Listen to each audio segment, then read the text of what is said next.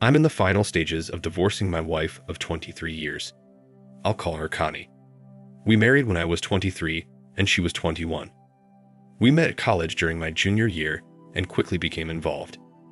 We knew right away we would eventually marry, and we did right after she graduated. I got a job with a company near where I grew up. My parents operated a working farm there with 8 full-time and 45 seasonal workers. I grew up working on the farm, as did my brother. I'll call him Bill. Bill was 3 years my junior. He never went to college and instead worked as a laborer on the farm. Through the years, Dad tried giving Bill several management positions, but he just couldn't handle it. He just wanted to be a farm laborer, do his work and get paid. And so that's what he did his entire life until he passed away from cancer earlier this year. The farm has nearly 700 acres and 3 homes. My parents live in the main house, which sets back off the main road and is also where the farm office is located. My brother lived in the small carriage house out where the driveway meets the main road. My wife, kids, and I live in a farmhouse 3/4 of a mile down the main road from my parents and brother. My parents bought this adjacent property through the business to expand the farm and preserve the farmhouse. All 3 homes belong to the Family Farm Corporation, and my brother and I lived in these homes rent-free. My parents are the only officers in the company. However, they set it up so that my brother and I would inherit the farm when they passed, with Bill to receive 45% and me getting 55%. I was awarded controlling interest as I helped them run the farm in addition to my day job. I was not paid for this work. However, we lived rent-free on the property, and of course, I would inherit majority ownership eventually. It was an ideal family environment, and we all loved living there. My oldest child is a girl, 21. Next is a boy, 20, another boy, 17, and our youngest is a girl, 15. Life was great for all of us. I had a very happy and loving marriage with Connie. Our kids were wonderful. My job was going well and the family farm was booming. I think I gave you enough background where you get the picture. Now let me get to the issue, which is the reason for my posting. About 3 years ago, my brother was diagnosed with cancer. He was never good about taking care of himself and didn't seek treatment until his symptoms became unbearable. By the time the cancer was discovered, it had spread to other areas of his body. He went through a terrible time with chemotherapy and radiation treatments. It really took a toll on him, but he continued working. Eventually, Bill passed away earlier this year, and it was an emotional time for all of us, especially me. Bill looked up to me as his idol, and I helped him through a number of life problems he had over the years. Bill's existence consisted of going to work, then spending the rest of his time at the bars and social clubs in town. He had a drinking problem, which I helped him conquer 4 years before he passed. He also had serious tax problems, which I helped him resolve. He just was the kind of person who struggled with life's basic tasks, and I was always there to rescue him. As a result of this, he and I were very close. My wife and kids loved him too, but they all thought of him as crazy Uncle Bill. He was by no means dumb or lazy, he just had no ambition or desire to improve himself. Over the years, Bill had a number of girlfriends, but nothing lasted. Most of them were women he met at the bars. He did date a nice girl once, and I really thought it was going to go somewhere, but she eventually left him due to his drinking. My parents just accepted Bill for who he was and didn't pressure him. They loved him unconditionally, just like they loved me.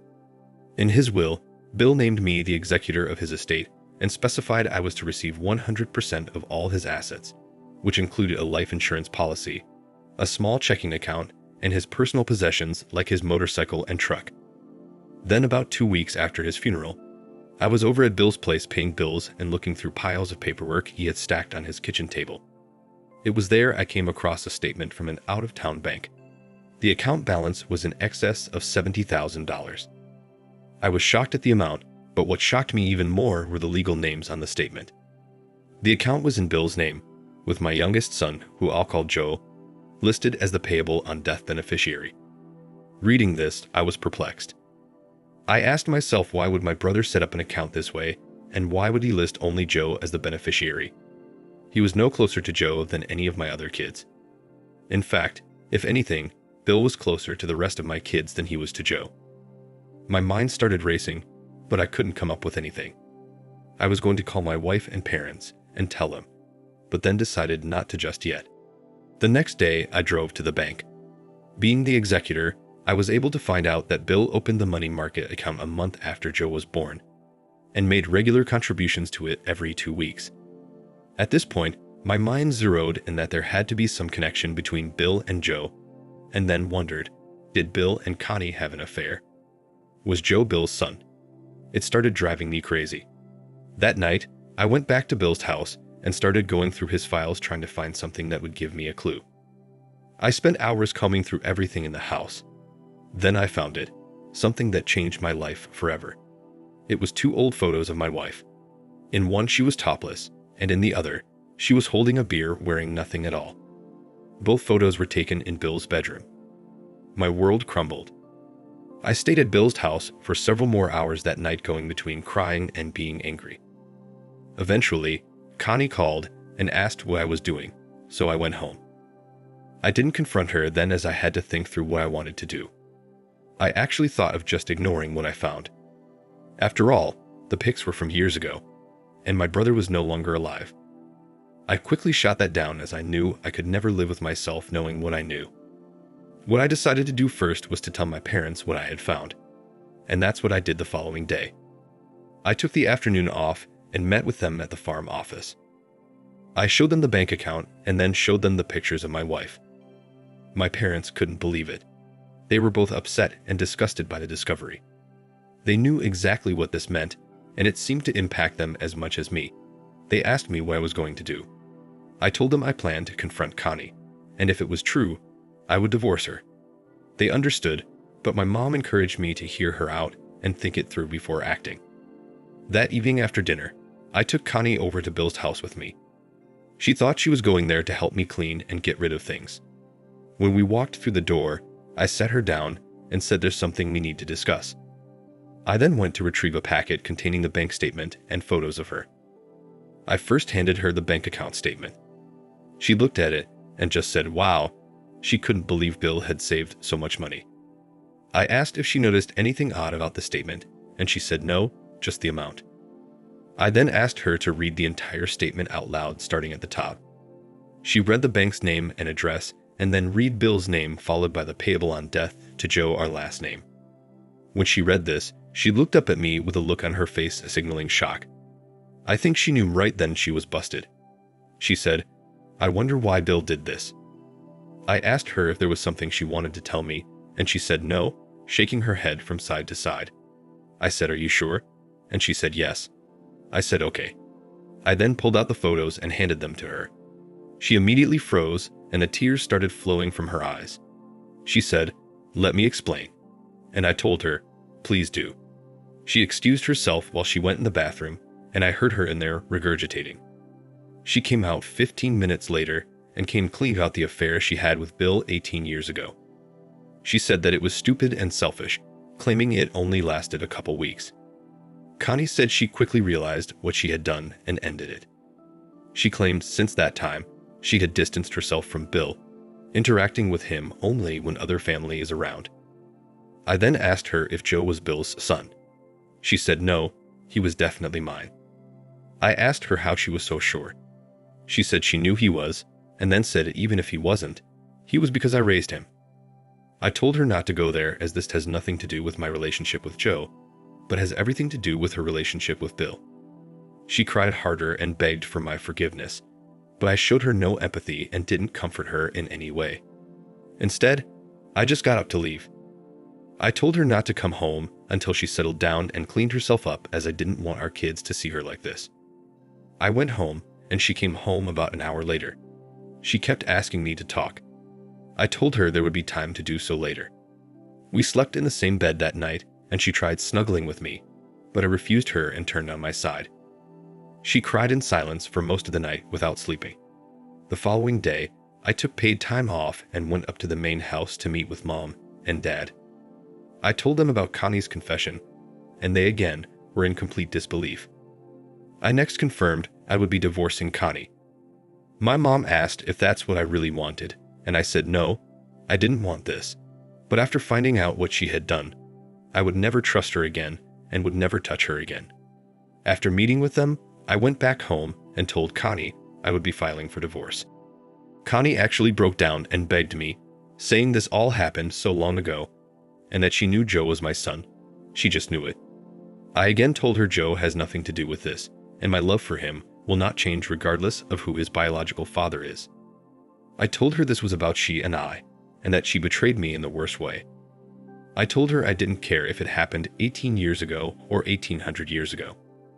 That afternoon, I met with the attorney we use for the farm.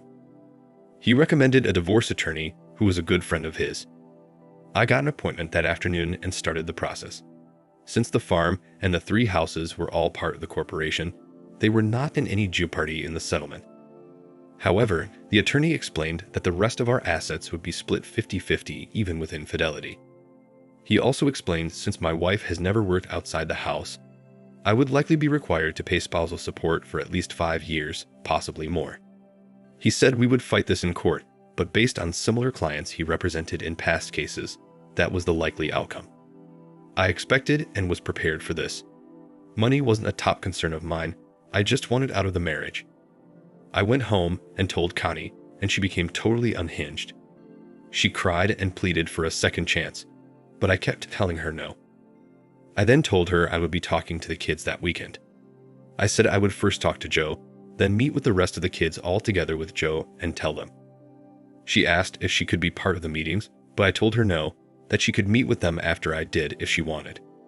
Saturday morning came and I told Joe there was something I needed to talk to him about. We walked over to the creek on the farm where we have a pavilion and picnic benches. It was there I told him the news. He was crushed as you would expect and was very worried. He asked me if he was not my son, would I still love him? I told him of course I would. I told him to not even think of that as regardless, if he or any of his siblings were not mine biologically, my relationship with them would not change. I explained that this was something between his mother and I, that he and his siblings were not at fault. I then explained that I would be divorcing her, again reiterating that it was 100% a result of the affair with Uncle Bill, and had nothing to do with him. We sat out there for a couple hours just talking. I told him the next step was to meet with his siblings when he was ready. He asked if he could have some time to prepare. I told him sure and to take all the time he needed as I wanted him to be comfortable with everything. We went back to the house and acted like everything was normal, but my wife was not herself and my kids immediately recognized it. We spent most of the afternoon lounging poolside, playing cornhole, and tossing the frisbee. It was just a normal summer weekend for us, except for the dark secret that was about to be revealed. After dinner, Joe came to me and said he was ready to talk with his brothers and sisters. However, they all had plans that evening with their friends, so we decided to do it the next morning. We all got up the next morning, ate breakfast, and headed to Sunday services as a family like we normally did. After church, we went home and I told the kids I needed to speak with them privately out on the back patio. My daughter asked if Mom would be joining us and I told her not now, but she would be meeting with you all later. This immediately put the kids on edge. I broke the news to them. It was hard seeing their faces. They reacted how you would expect, with disbelief, followed by anger, and then sorrow. I then told them that I would be divorcing their mom, and they all started crying. We talked at length after that, and in the end, they understood my decision. My daughter said she hated her mother and wanted nothing to do with her. I told each of them that they are all young adults and they need to process this how they choose, but I told them to hear their mother out and not to judge her by this one thing.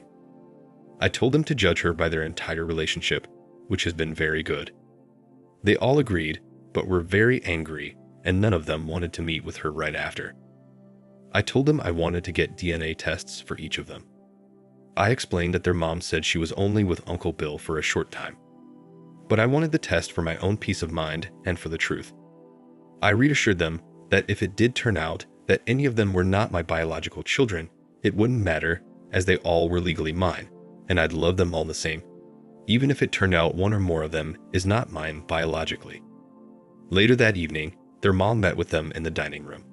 It was very emotional. I was outside when this went on, but could hear some of the conversation. In the end, the kids all told their mother they loved her, but they would never see her the same way, and likely would never forgive what she did to me and our family. For my wife, hearing this was devastating, but she deserved it. From that night, right through our divorce, my wife slept in the guest room. The divorce took nearly 8 months to complete. During this time, my wife pleaded with me daily to stay together and to go to marriage counseling, but I didn't budge. 3 months after D-Day, my parents got an offer from a developer to buy the house my family lived in and the surrounding 80 acres for an ungodly amount of money. My parents and I made a business decision and accepted the offer. My wife, 2 youngest kids, and I moved out 60 days later. It was at that time my wife moved into a 3-bedroom apartment in town. This is when the reality of everything hit her hard. She became depressed to the point where she had to be put on multiple medications. I moved back into my parents' home temporarily. It was then I decided to build my dream house on the backside of the farm. This was something I wanted to do for a while, and this was the opportunity to make it happen. I designed the house with the architect. A mid-sized log cabin with 3 bedrooms. The house is now complete, and I live there with my 2 youngest kids. They also spend a couple nights a week with their mom. My ex is still very depressed, but getting better. She wants to get back together, but I have no interest. I treat her with respect, like someone I feel obligated to, but I have no feelings for her at all. It's really strange how discovering the affair turned off my love for her like a light switch. We still talk daily, but I try to limit the conversations to our kids. She doesn't have anyone here except for our family, so I can't just cut her off completely. Again, I feel a sense of obligation to her. Regarding the DNA test, as it turned out, all of my kids are biologically mine. All the drama and sleepless nights were for nothing, but I had to know. Learning this didn't change how I felt about Connie though. She betrayed me in the worst way, and I will never forget or completely forgive her. I still, for the life of me, don't know why Bill set up that account with Joe as the beneficiary. My ex swears they never discussed paternity, and in this I believe her. I guess Bill just guessed, or possibly wished Joe was his. Overall, I feel good about where I am now and the relationship I have with my kids and my ex-wife. Though I'll never trust her again, I do care about her and want her to live a happy life. I don't know why I decided to post this, but writing it out made me feel better and made me even more appreciative of how everything turned out. If you made it this far, thanks for reading my story and good luck to you all. OP. Thank you for watching. Like, comment, and subscribe if you enjoyed the video. Until next time, I'll see you again. Take care.